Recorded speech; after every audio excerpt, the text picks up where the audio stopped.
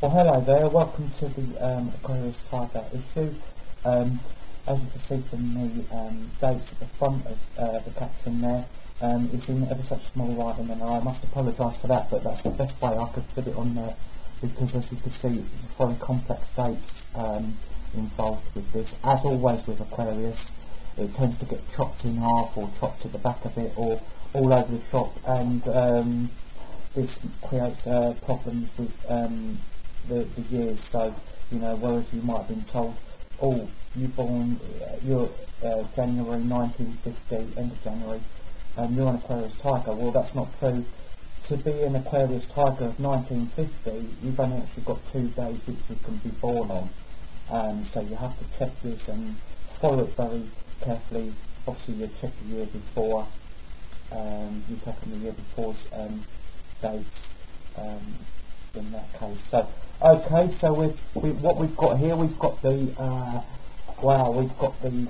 natural predator, the tiger, mixed with the deep thinker of the Aquarius, and the innovativeness of the two come together. And as a child, you will have a pretty quiet child, but always on the periphery of major groups, so they won't be lonely at all. They will be on the outskirts looking in a bit, because they tend to be not ultra vocal or ultra look at me at all. There's not that about them, but they will be in a group, but not tending to stand out. They stand out a lot later on in life, and it tends to be like as we get through the teenage years. And as with all Tiger and Aquarian children, they aren't difficult to raise. They will sort of like pretty much keep themselves to themselves. Their intelligence doesn't really manifest until a lot later on though, so they won't particularly stand out at school, or there won't be particularly any problems with them. They're sort of like a pretty straightforward kind of kid. Their intelligence manifests later, college years, university years, etc.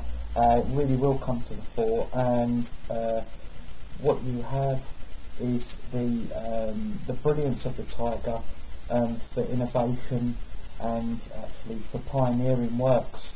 Couple this with the Aquarian's intelligence to think laterally, in the sense of they won't always attack a problem in the way that a lot of people will attack a problem. They're always good at looking at the balance and alternative ways, and they can come up with some really truly pioneering ideas and ways forward. And this is why I always recommend that career-wise, there could be great architects, sculptors, engineers, and innovative works they're very capable of. But I also recommend that they work on their own. They are best at working on their own. It's not that they can't mix with a group, because they're amiable. They're, as I say, they're very friendly. They're not a bad co-worker to work with.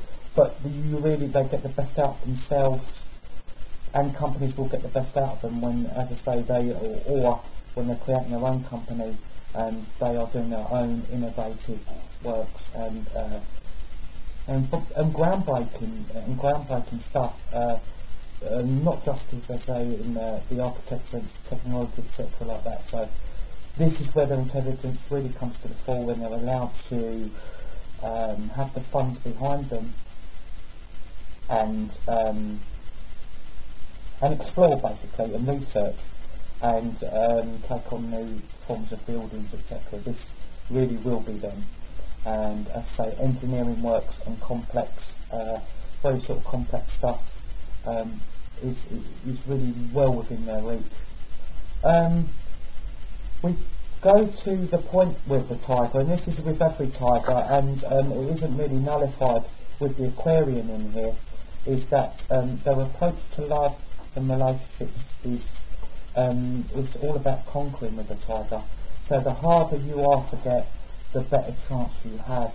The tiger is a conquest animal, and also so is the Aquarian. to move on from problem to problem. So we have promiscuity here, in the sense of conquering new grounds, and also conquering individuals. I mean, if you're like a lapdog to these, if you make yourself easily obtainable, they will lose interest very quickly, and this is where it comes into the complex love life of these people. They're very capable of much devotion and very deep love, but they don't tend to allow that in unless it's really quite a difficult relationship. Typers tend to go for difficult relationships where they can be kept on their toes and be kept interested, and this is also with the Aquarians. So they can have complex love lives and very possibly never settle down, which is a great shame because they have, as I say, a great lot to give, and it shouldn't always be about the conquest for them in relationships, because I've always thought, well, why don't they turn their attentions to other conquests in other areas, finding scientific ways to do this and the other, and have a stable relationship. I think would really much help them. But there you go. That's what you've got. You've got a good guy of the zodiac, or a good female of the zodiac. They're kind, they're very caring. But say, on the love side of it, it makes for very unpredictable and also very unusual habits here. It's not that they're overly lusty or anything like that. It's just, as I say, to get through a challenge. Basically, everything's a challenge. So be wary if you like one of these people, of not making yourself too available, or if you are that Aquarius type, that maybe trying to focus your attentions elsewhere and say, hey, it's not that bad having a partner which I can rely on. Which, that's a lot of the other signs would be so happy with that. So let's move on to the matches then for the Aquarian Tiger. Well, horses, obviously horses, and the independent horse and the unpredictable horse always adds the spice which the Tiger needs. And so we stick to the Libra, we stick to the Gemini, the Aries and the Sagittarian of this family, and also the Aquarians. Aquarians run excellently well with other Aquarians, so another Aquarius Tiger, well, that would have enough fascination and enough excitement to keep you going for a very, very long time. And also with the Tigers, it's the dog years. They will have great fun in pioneering works together there, and their sense of justice will also take their attentions away from themselves a bit, which would help greatly. So we look for an Aquarius dog, an Aries dog, we look for a Libran dog, Gemini dog, or a Sagittarian dog. That would be fantastic, fantastic matches. The absolute no-nos in any tiger family is the monkeys. The tigers find the monkeys a bit too superficial for them and a bit up themselves, which, hey, but that's their opinion of the monkey, and that's how they see it. And I see if these two guys get together, they will end up fighting and basically just trying to take each other down a peg or two, and it ends up a bit of a war. So that's not recommended whatsoever. So leave each other alone there, guys. Wealth-wise, the tiger is a bit of a risk taker when it comes to wealth, so they can be a bit in and out of cash, but they're normally very resourceful to go and find their own. So if the purse strings are a bit tight, they will go and fend for themselves. As I say, they are very, very capable, so there's no need to worry about the wealth with this sign. If we go on to the health, well, the health with Aquarians is circulation troubles, varicose veins, and basically with the tiger's need for rushing here, there and everywhere, which they will tend to do.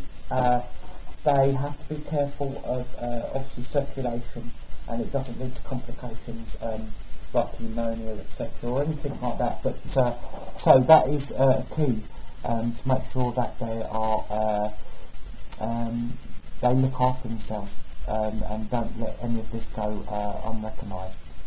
Okay, I hope you've enjoyed that this issue of the Aquarius Saga, and as I say, if you would like a real true good guide to Zodiac but likes a challenge, then this is a sign for you to check out.